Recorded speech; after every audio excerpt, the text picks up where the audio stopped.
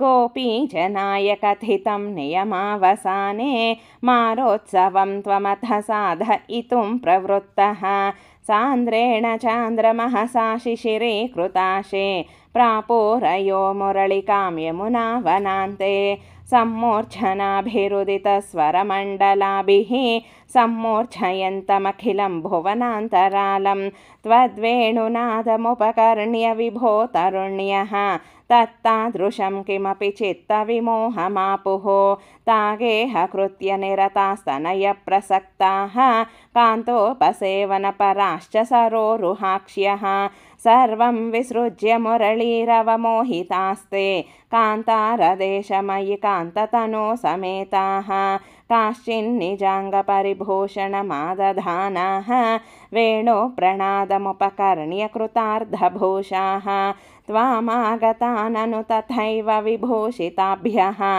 ता एव संरुचिरे तव लोचनाय हारं नितम्बभुवि काचन धारयन्ति काञ्चीं च कण्ठभुवि देवसमागता त्वां हारित्वमात्मजघनस्य मुकुन्द तुभ्यं व्यक्तं बभाष इव मुग्धमुखी विशेषात् काचित् कुचे पुनरसज्जितकञ्चुलीका व्यामोहतः परवधूभिरलक्ष्यमाणा त्वामाययौ निरुपमप्रणयाति भारा राज्याभिषेकविधये कलशीधरेव काश्चित् गृहा किल निरेतुमपारयन्त्यः त्वामेव देवहृदये सुदृढं विभाव्य देहं विधूय परचित्सुखरूपमेकं त्वामाविशन् परमिमाननुधन्यधन्याः जारात्मना न परमात्मतया स्मरन्त्यो नार्यो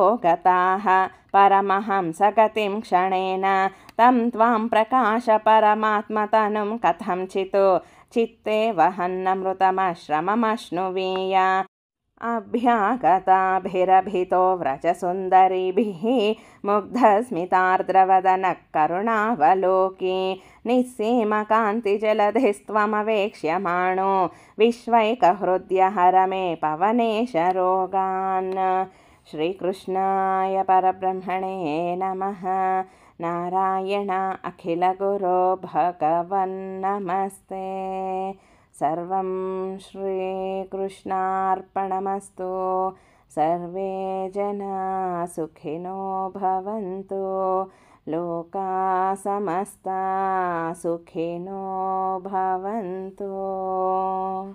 ॐ शान्ति शान्ति शान्तिः।